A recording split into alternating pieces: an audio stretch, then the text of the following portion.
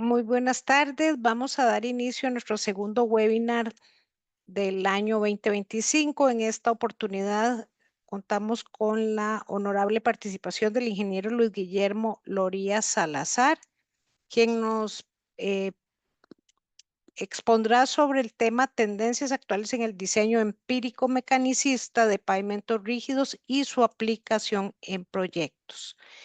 Como bien dijimos, es un tema de interés, sobre todo en la gestión de de los pavimentos rígidos. Entonces, esta sesión está siendo grabada, quedará colgada en nuestra página y a continuación les voy a dar una breve descripción del doctor Luis Guillermo Loría Salazar. Él es licenciado en Ingeniería Civil de la Universidad de Costa Rica, con maestría en la Universidad de Nevada, Reno, en Estados Unidos, al igual que un doctorado en la misma universidad.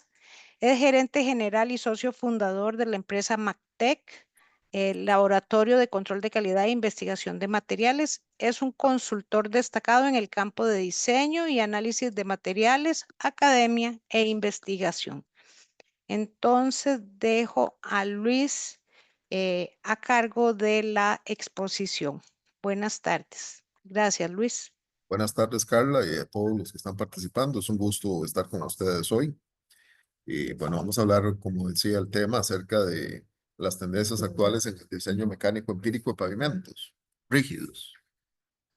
Los fundamentos son iguales en general en todos ya pavimentos rígidos o flexibles, pero pues hay algunas características ahí particulares que tenemos que ver.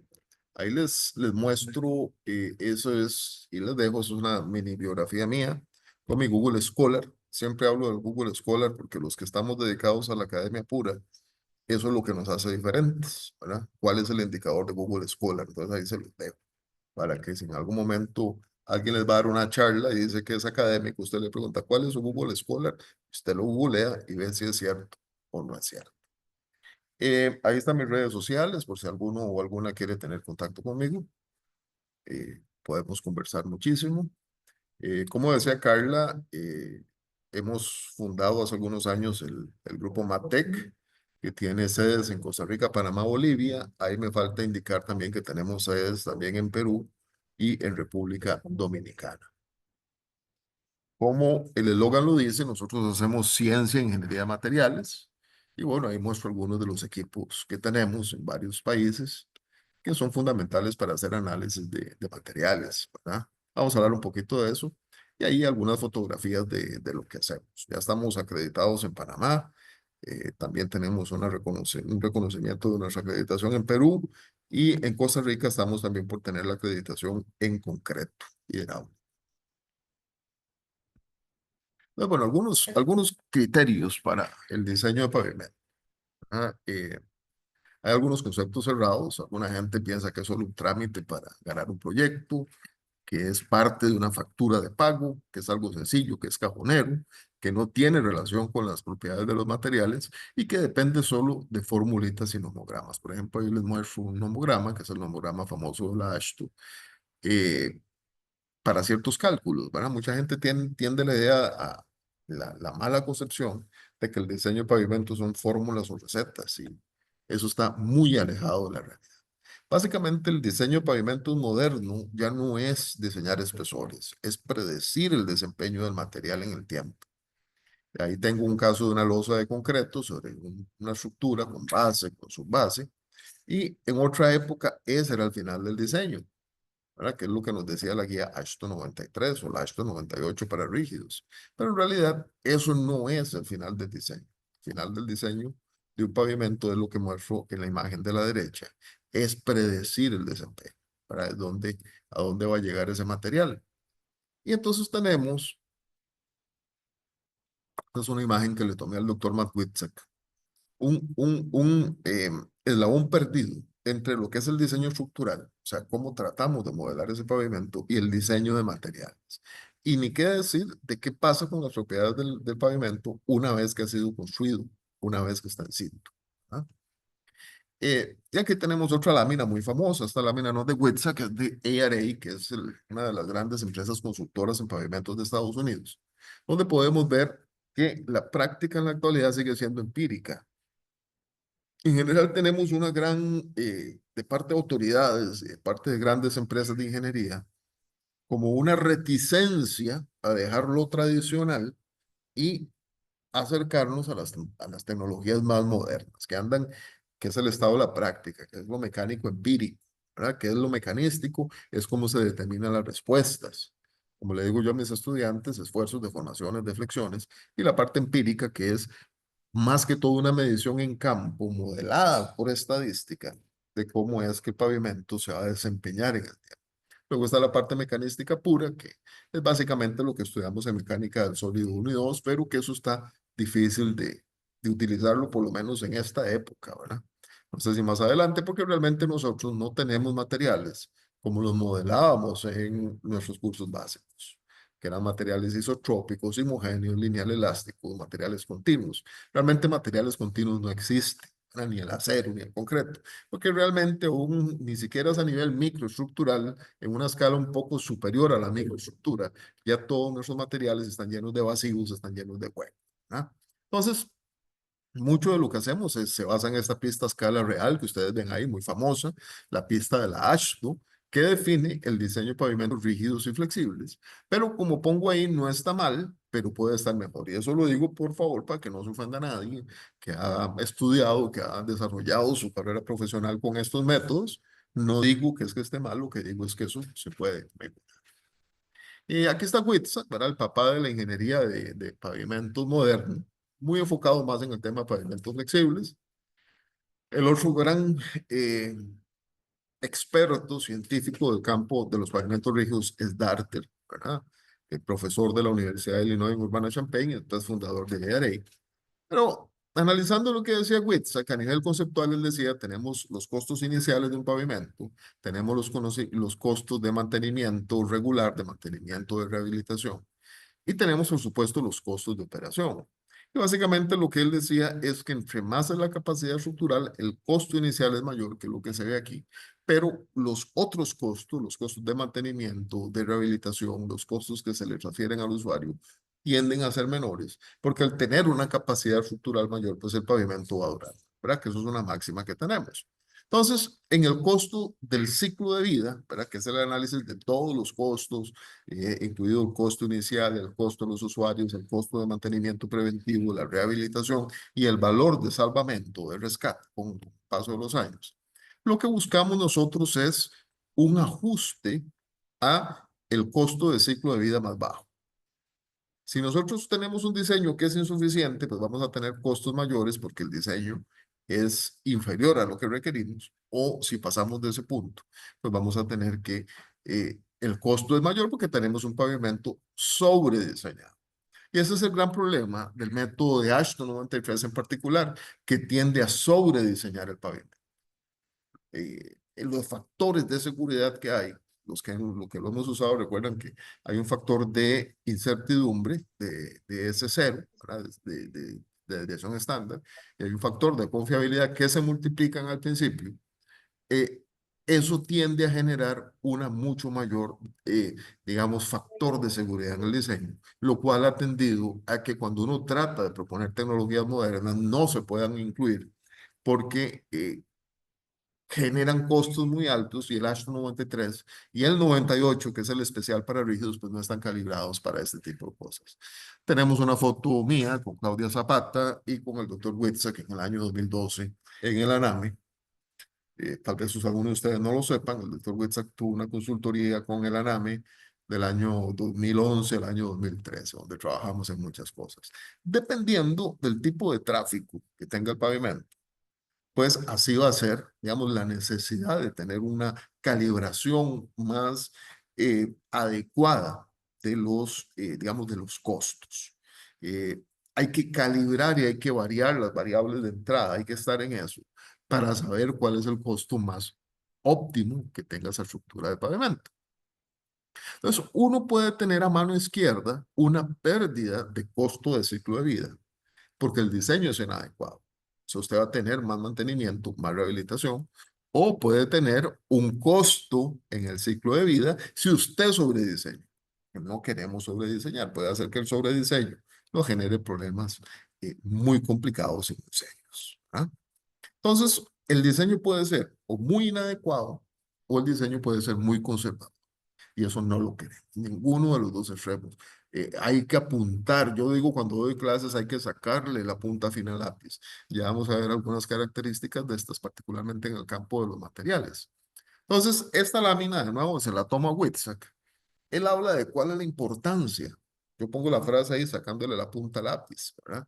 Eh, en general, el diseño moderno de pavimentos requiere modelos de deterioro muy finos y requiere propiedades de materiales muy finas. Ya no aquel famoso módulo de resiliencia igual a 2555 por el CBR, el acero 64, sino si yo tengo un pavimento de primer nivel, hacer ensayos, por ejemplo, triaxiales dinámicos de suelos o de materiales granulares. O calcular, por ejemplo, un módulo elástico de un concreto, que lo hacemos muy pocas veces. Entonces, el modelo empírico, y recuerden que esa lámina no es mía, es del doctor Witzek, el modelo empírico nos genera pérdidas importantes en el tema económico, ¿verdad? Porque el diseño es inadecuado. Luego tengo propiedades intermedias, que son ya el MPDG, y digamos, la mejor metodología de diseño va a ser cuando todo sea mecanístico empírico, ¿verdad? Que es cuando tengo más conocimiento de las variables de entrada, como clima, que ya las vamos a ver, clima, tráfico, propiedades de subrasante, propiedades de materiales. Entonces, de una vez, una idea para todos ustedes, y particularmente en el tema de pavimentos rígidos. Si usted no tiene una guía que sea empírico-mecanicista, calibrada, que Costa Rica es el único país de Latinoamérica que tiene una guía calibrada en pavimentos flexibles. Si usted no tiene una guía calibrada, use ASHTO 98.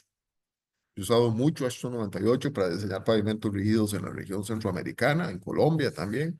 Y eso es lo mejor que se puede hacer si usted no tiene nada. Pues, ¿cuáles son las variables de entrada? Como les decía, clima, propiedades de materiales, donde se incluye la subrasante, propiedades de carga y estructura. De ahí modelamos. Entonces, antes de seguir, para los que están tomando notas, o ¿cómo modelo yo el pavimento rígido? ¿Cómo acumulo el daño? ¿Ah? Ténganlo en la mente porque lo vamos a ver un poquito más adelante. ¿Cómo modelaba yo un pavimento rígido? ¿Cómo hacía yo para proyectar ese deterioro en el tiempo? Tengo un par de cosas más adelante, no tengo tiempo de meterme en todos los detalles, por supuesto, porque esto es una presentación de 40 minutos, pero sí algunos elementos. Aquí, esto es eh, un diagrama que hice yo hace unos 10, 12 años, que me hace gracia que lo he visto en otras presentaciones y no pone ni la referencia de cuáles son las variables de entrada. Tráfico, que uno podría utilizar los ejes equivalentes, pero realmente lo moderno es el espectro de carga. Por ejemplo, hoy yo no voy a hablar de ejes equivalentes, voy a mostrarles un espectro de carga para que vean cómo es. En clima, por supuesto, temperatura, precipitación, saturación de materiales granulares y suelos. La temperatura y algunas condiciones climáticas son fundamentales para definir la concavidad de una losa de concreto. Recuerden que la concavidad de la losa está directamente relacionada, eso lo vemos en pavimento 101. Yo supongo que aquí todos han llevado el curso de pavimento 101, que el profesor o la maestra del kinder, cuando uno estaba en el kinder, le decía, recuerde que según Westergaard, en la esquina tenemos la deflexión máxima y que eso tiende a generarnos agrietamiento de esquina, bombeo de finos y socavación de la base. Eso se lo enseñan a uno cuando uno está en el kinder. Entonces, eh, por supuesto, los gradientes térmicos y de saturación pues van a hacer que la concavidad de la losa quede para arriba, quede para abajo, dependiendo si es de día o es de noche. Y eso nos genera y nos multiplica los deterioros. Particularmente nos afecta en la deflexión en la esquina, que es fundamental. Para determinar esto, propiedades de materiales, pues las características dinámicas. Realmente las losas de concreto no requieren caracterización dinámica porque son un material predominantemente lineal elástico, pero los materiales granulares y los suelos sí requieren de análisis más elegante cuando uno tiene un proyecto importante, ¿verdad? Entonces, por lo menos debiera ser módulos de resiliencia con carga cíclica, triaxiales, de materiales granulares y suelos. Particularmente, los granulares son muy sensibles al estado de esfuerzos, ¿verdad? Y la modelación, ahí les dejo algunas, ¿cómo modelo el pavimento? Hoy que estamos hablando de pavimentos rígidos, ¿cómo modelo yo un pavimento rígido? De una vez les voy a decir, elemento finito. No hay otra forma de modelar pavimentos rígidos que no sea por elemento finito. ¿Por qué? Porque eso nos da bien cómo se distribuyen las cargas, nos da bien cómo meter otros elementos como las dovelas o las barras de amarre o algún acero de refuerzo que tenga. Si no, no se puede. Entonces hay que modelar. Mejor software para modelar es el iSlab, que si alguno quiere, después me puede poner un mensaje y se lo regalo, pues yo lo tengo por ahí, una versión vieja, pero funciona bastante bien. Si ustedes buscan el iSlab, actualmente no lo van a encontrar en ninguna parte, pues ya no está disponible actualmente. Luego tenemos funciones de transferencia y métodos jerárquicos de análisis. Entonces, eh, la guía de Estados Unidos mecánico empírica pues incluye estaciones climatológicas para verificar clima, condiciones de tráfico, materiales, funciones de transferencia, ¿verdad? La guía TICA se basa en este algoritmo que ustedes ven aquí, también por distintos motivos. Aquí yo estaba a la cabeza de un grupo de trabajo extraordinario en el ANAM en aquella época. Eso lo hice yo porque, como le comentaba a un amigo que está aquí cerca mío, la parte de diseño de pavimentos nunca la delegué, siempre traté de manejarla directamente.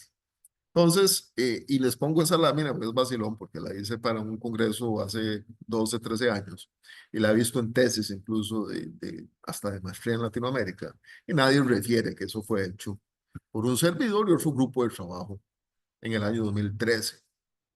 Aunque esto que ven aquí en particular fui yo el que una noche me senté a hacerlo. Estamos hablando de variables de entrada. Nivel uno, que son los pavimentos más importantes. Un ejemplo, Caña Liberia. Un ejemplo, en Costa Rica, Ruta 1, Ruta 2, Ruta 32, Ruta 27, Ruta 36. Esos pavimentos, que son muy importantes, son nivel uno. Los pavimentos nivel uno hace el diseño completo con todas las características. Ensayos no lineales para materiales granulares y suelos, espectro de carga, modelación por elemento finito. Nivel 2, uno podría decir, por ejemplo, si el módulo de resiliencia, el mantel suelo es 1500 por el CBR. En los otros no. En los otros hay que hacer todo un diseño, todo un análisis. Luego, con base en eso, entro a modelos de análisis, que en mezcla asfáltica tiene que ser viscoelástico, si no, no funciona bien, y en materiales, en pavimentos rígidos, el modelo de análisis tiene que ser elemento finito. Y de ahí proyectamos deterioros, ¿verdad? Que la proyección de deterioros debiera tener ecuaciones calibradas. Que si uno no tiene ecuaciones calibradas, pues lo mínimo que debiera hacer es utilizar las del Ashto Güero, del Ashto MPD. Y la gran pregunta es, ¿se puede calibrar una guía propia? Esa era una pregunta que yo me hacía hace 20 años, ¿verdad?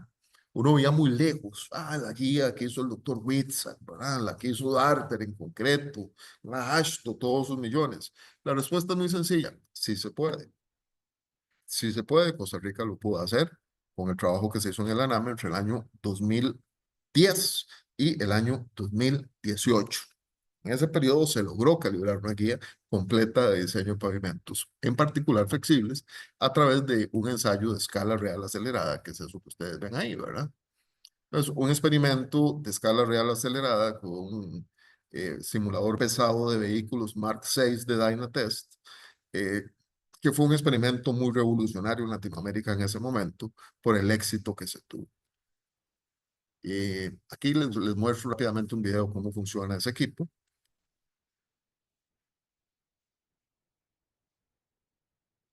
No puedo entrar en detalles, sino en algún momento Carla y compañeras que están ahí del ISIG, Rebeca, podemos hacer una presentación solo de ensayos acelerados de pavimentos para que ustedes sepan cómo es que se plantea un ensayo de pavimentos y cómo es que se hace, ¿verdad? Les quería mostrar este otro video que fue un experimento que hicimos en aquel momento, era para unos adoquines. En realidad estábamos analizando la cama de arena que llevan los adoquines. Esto fue para Pedregal en el año 2018. Entonces ahí pueden ver el simulador pesado de vehículos pasando sobre los adoquines.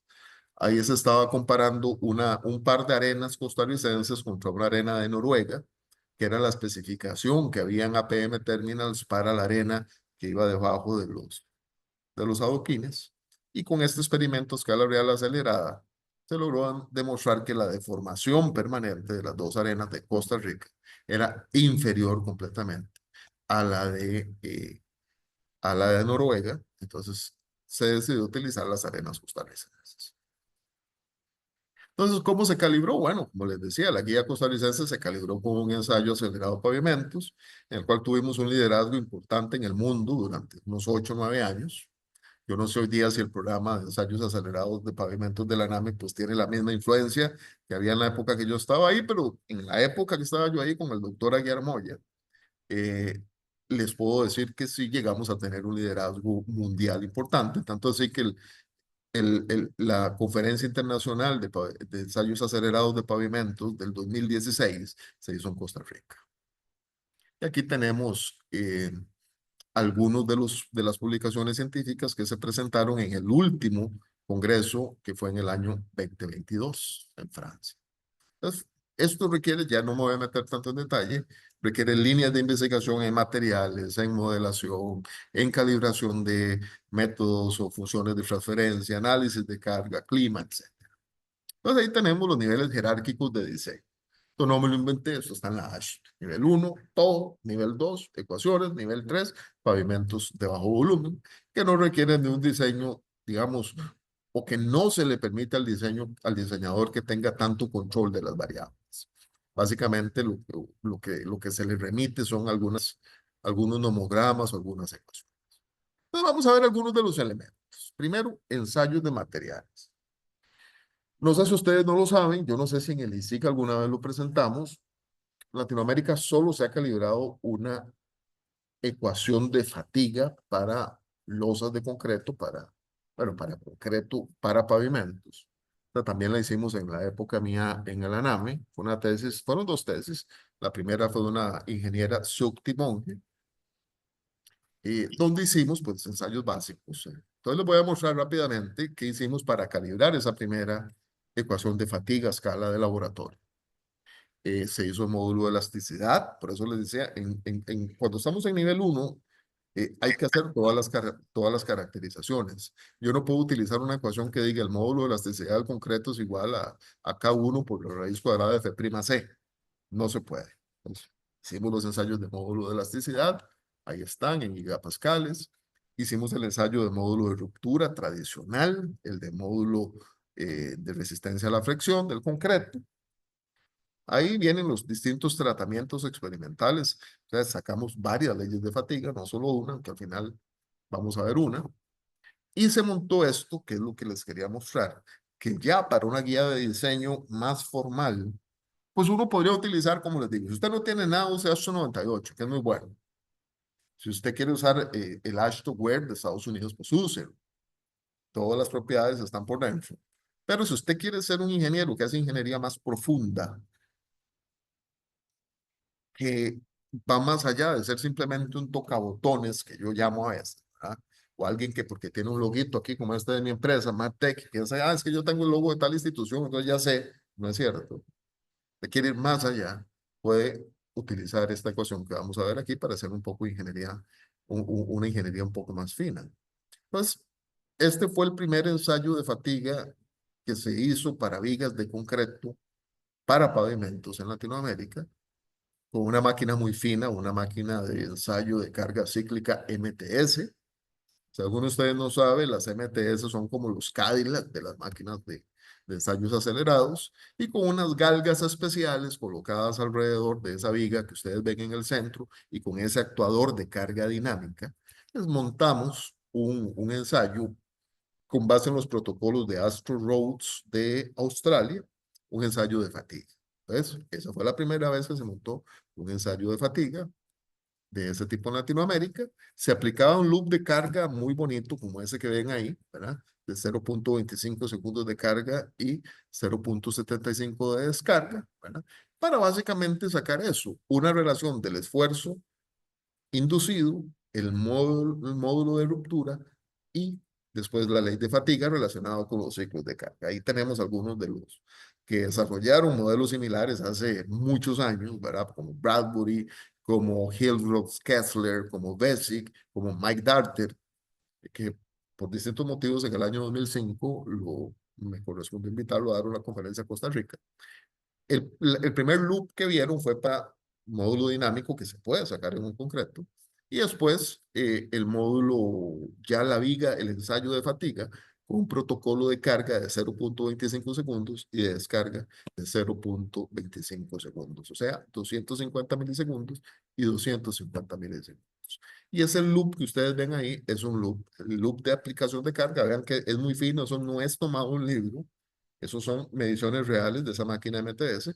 Y lo que sigue es el periodo de descarga con tres relaciones de esfuerzo. Ese SSR que está ahí en inglés es stress ratio o relación de esfuerzos. ¿Cuál esfuerzo? El esfuerzo aplicado versus el módulo de ruptura de 75, 85 y 95%. Si alguno de ustedes ha visto eso, me dirá, ¿por qué módulo de ruptura tan alto? ¿Por qué ese stress ratio tan alto? Básicamente porque los materiales rígidos, como el concreto, tienen vidas de fatiga muy largas y aunque la falla normalmente es frágil, usted puede tener o sea, si pone relaciones de esfuerzo muy bajas, eso va a durar semanas de semanas sin fallar y no había tiempo para esperar. Ahí tenemos cómo se va perdiendo el módulo con el tiempo. De nuevo, estos son datos reales, ¿ah? Datos reales de fatiga, de cómo arranca el módulo en cierto valor y conforme usted va fatigando el material, pues su rigidez va cayendo, que es lo que muestran estas dos figuras, ¿verdad? Que se puede ver perfectamente cómo el módulo, ¿verdad? El módulo desciende conforme uno fatiga el material, que es el fenómeno clásico de fatiga, ¿verdad? Aquí podemos ver una viga fallada después del ensayo de fatiga. Por eso les digo que no fue que me lo contaron, ¿verdad? Ahí está una falla frágil. En el caso particular de la mezcla asfáltica, me ha correspondido hacer y dirigir y filmar miles de ensayos de fatiga y ustedes nunca ven una mezcla asfáltica que tenga ese comportamiento. Eso que ustedes ven ahí es comportamiento típico de una viga, de un material rígido, ¿verdad? Y esto que están viendo aquí son las dos primeras ecuaciones de fatiga calibradas para concretos de Costa Rica, ¿verdad? No voy a decir de todo, probablemente en concreto o hidráulico sean las primeras en Latinoamérica, pero para que no se me resientan los argentinos, ¿verdad? Voy a decir que eso es para Costa Rica. Son dos ecuaciones de fatiga calibradas para Costa Rica. La primera para un concreto simple, la segunda para un concreto con fibra. Y ustedes verán ahí la línea verde, el azul es el control, la mezcla sin fibra y la verde con fibra. Ustedes dirán, ahí se atravesaron, sí, típico comportamiento experimental que a veces se sale de lo que uno, digamos, de lo que uno espera. Ahí están las ecuaciones. Esto que ustedes están viendo ahí es una ecuación de fatiga calibrada para nuestras condiciones. Esto es lo mismo. Entonces, para la ruta Cañas-Liberia, en el sentido Cañas-San José, hicimos un análisis de fatiga con base en esas ecuaciones, eh, con el cuidado, ¿verdad? Que son ecuaciones a escala de laboratorio, no se deben para utilizarlas en sitio, hay que aplicarles un factor. Modelamos estos concretos, un concreto convencional y un concreto con fibra sobre una base granular.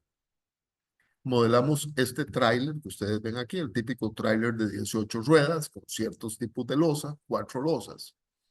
Y analizamos los criterios de falla críticos que vienen en el Ashton UPDG. Cuando los ejes se colocan en ese punto que ustedes están viendo ahí, es cuando se nos genera agrietamiento de abajo hacia arriba. Abajo pongo el gradiente térmico, que siempre es fundamental. Luego, cuando tengo esa otra ubicación con un cambio, aquí está, cuando tengo un cambio de temperatura, pues la dirección de los esfuerzos cambia, los esfuerzos térmicos, pero en esa ubicación de los ejes es cuando tengo un agrietamiento crítico de arriba hacia abajo, básicamente la losa me queda así, ¿verdad? Entonces los esfuerzos de tracción son superiores aquí. Y bueno, ¿qué es esto? ¿Verdad? El esfuerzo longitudinal a tracción de la base. Y después tengo esta otra ubicación de carga crítica, que es la que me genera fatiga, que es donde se da la deflexión máxima, que aunque modele por elemento finito, tal y como lo dijo Westergaard hace 100 años para la teoría de placa, eh, ahí en esa esquina es donde tengo la deflexión máxima. Ahora, yo supongo que todos ustedes, yo ahora bromeaba con la maestra de kinder, Por supuesto, eso era una broma, pero yo supongo que ustedes en su curso básico de pavimentos, el profesor les explicó la teoría de Westergaard, que es una teoría de placas sobre una fundación líquida, o de Wingler, ¿verdad? Suspendida en el espacio con un espesor de losa que es menos de 10 veces el ancho de la losa, ¿ah? Que no, como es una fundación Wingler, no transmite corte, pero que es la base, que es la teoría de placas, para hacer el análisis matemático de elementos finitos. Eh, Eso yo no lo estudié en el pregrado, que eso es más, un poco más avanzado, pero cuando estuve en el doctorado sí tuvimos que entrar a fondo en esas teorías. Entonces tengo tres casos de carga críticos, ¿verdad? La carga en el centro, que nos puede generar el agrietamiento de abajo arriba, la carga en los costados de la losa, que nos genera agrietamiento de arriba abajo, y finalmente la deflexión en la esquina. ¿Esto para qué? Pues para modelar por elemento finito. Entonces, esto, por ejemplo, es una carga típica. Estos son un pavimento que tiene, en este caso son 15 losas, se modelan solo 10, básicamente con un espaldón o con un hombro. Ahí están las cargas. En ese caso, modelamos un tráiler como este que ustedes ven ahí con esas dimensiones, ¿verdad? En el caso de la modelación de pavimentos rígidos es diferente de los pavimentos flexibles. Pavimentos flexibles uno solo hace una modulación, una modelación de una parte de la carga, de la mitad, mientras que en pavimentos rígidos, por la teoría de placa, uno tiene que modelar todo el vehículo por elemento finito. Y aquí tenemos, cuando uno hace estos análisis, pues tiene que hacer cientos o muchas decenas de repeticiones de esto. Pero aquí tenemos a mano izquierda, por ejemplo, los esfuerzos en el eje X, en el eje Y, donde están los puntos rojos, son los esfuerzos de tracción críticos, dependiendo de cómo ubique yo el vehículo. En este caso ya lo vieron, es un tráiler de 18 ruedas. Y a mano derecha tenemos una imagen de las deflexiones. De nuevo, ¿verdad? En este caso la deflexión crítica está en el segundo eje, ¿verdad? Que es donde se generan las deflexiones más grandes, se vean siempre alrededor de la esquina, ¿verdad? Esto para agrietamiento de abajo hacia arriba, para agrietamiento de arriba abajo, pues es básicamente eso que está ahí, ¿verdad? Vean que se cambia la ubicación de la carga. No sé si pueden, vamos a ver, vean que aquí tengo la llanta inicial, la llanta, el eje tándem de atrás ahí, donde marqué la X. Mientras que en el otro, para el agrietamiento de arriba hacia abajo, vean que la llanta se mueve, se desplaza, que es para ubicarlas, para poner la carga en las ubicaciones críticas que les indiqué. Entonces aquí están las ecuaciones. Las dos ecuaciones de arriba son a escala de laboratorio para Costa Rica y la ecuación de abajo es para el modelo de la ASHTO, ¿verdad? Que ¿cómo se llama? Que como les digo, para no dejarlo así, se ve medio feo. Déjenme cerrar un poquito para que les quede mejor cuando les toque ver la presentación. Entonces, esas son las ecuaciones y cuando uno modela y compara, pues bueno, se da cuenta que los pavimentos que modelamos, que son muy parecidos al de Caña Liberia, en general tiene millones de repeticiones de carga. Y ustedes me dirán, Luis Guillermo, pero ahí dice, no me estoy metiendo mucho en los resultados, que con fibra duran menos. Bueno, eso fue lo que nos dio en ese caso. No les digo que eso no lo puede extrapolar para todos los casos. Lo más importante fue que determinamos un procedimiento para hacer análisis mecanicista de pavimentos con un ensayo calibrado para Costa Rica. Pueden ver de nuevo toda la modelación, ya se las mostré por elemento finito. Entonces ya saben que uno puede tener modelos de deterioro calibrados, puede tener un análisis matemático mal. Y con eso termino la presentación. No sé si tienen alguna consulta o duda.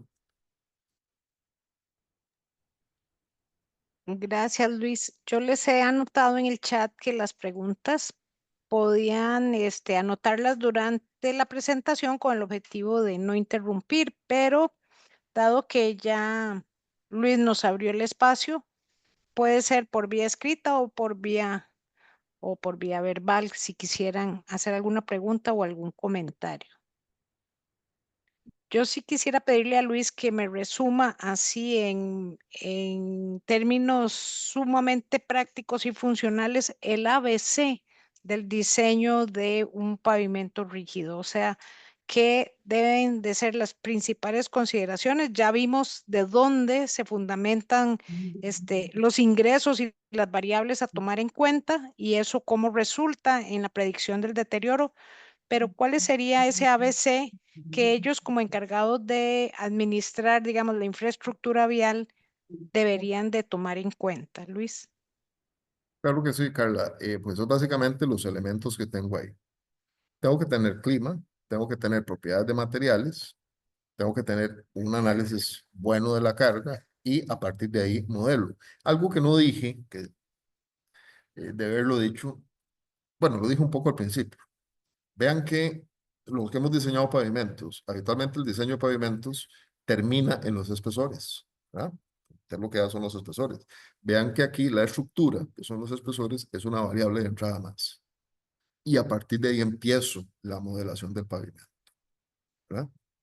¿Para qué necesito esas propiedades? Para que cuando yo, por ejemplo, ahora que les decía que se requiere elemento finito, voy a modelar por elemento finito, yo tenga datos adecuados para que el modelo de elemento finito se parezca a la realidad. Porque si no, entonces voy a modelar cualquier cosa, ¿verdad?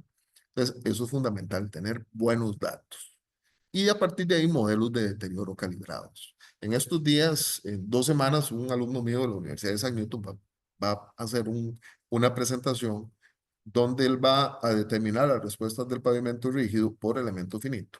Y de ahí, los datos que le da el elemento finito los pone para arrancar en el modelo de fatiga del Ashton-Ware de Estados Unidos. Entonces, ¿qué vamos a calcular? Es vida de fatiga a partir de las propiedades del pavimento y a partir de un modelo de deterioro calibrado para Estados Unidos, que como yo digo, si uno no tiene nada, porque en Costa Rica no lo tenemos ni en Latinoamérica, entonces uno puede calibrar con eso, uno puede calcular con eso. Bueno, mentira, los únicos que tienen calibrado algo son los chilenos, a través del Instituto del Concreto y Hormigón de allá, o el hormigón como le llaman allá. Ellos calibraron, pero con datos de campo, no con datos de laboratorio, sino a través de datos de campo. Entonces, básicamente eso, Carla, tener buenos datos, ¿verdad? Buenos datos de materiales, tener una buena corrida de tránsito. Por ejemplo, yo he recomendado que en proyectos importantes, muy grandes, se haga una calibración de factores de carga locales, no utilizar solo los que vienen en tablas.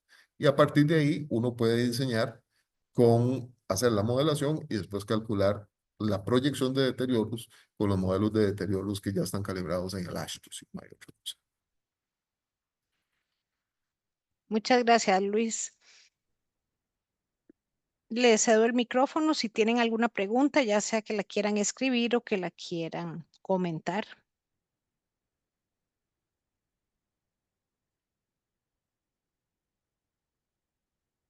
Bueno, si no tenemos preguntas o comentarios, de parte del instituto, agradecer a Luis su espacio, su disponibilidad para compartir su amplio conocimiento con nosotros en el tema. La sesión, como les decía al principio, ha quedado grabada, ha sido grabada en toda su ejecución para tenerla disponible para consultas en la página del instituto. Entonces, si no hay más, pues agradecer a Luis que desde Perú nos está atendiendo hoy en esta videoconferencia con el objetivo de compartir los conceptos y conocimientos para el diseño de pavimentos rígidos con las metodologías de diseño disponibles.